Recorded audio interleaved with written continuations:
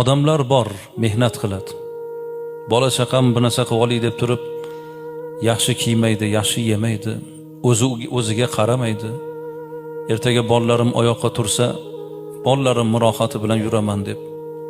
Lekin 60 ga yetib yetmasdan o'tib ketib qoladi. Qilgan mehnatini, rohatini ko'rmaydi.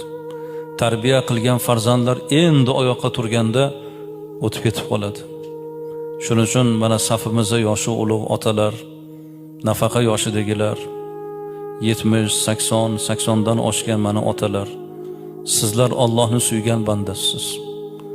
Banda qilgan mehnatini, rohatini ko'rish, tarbiya qilgan farzandlarining ardog'ida yurish, keksalik gashtini surish, bu nuroniylik yoshiga yetish, bu hammaga emas.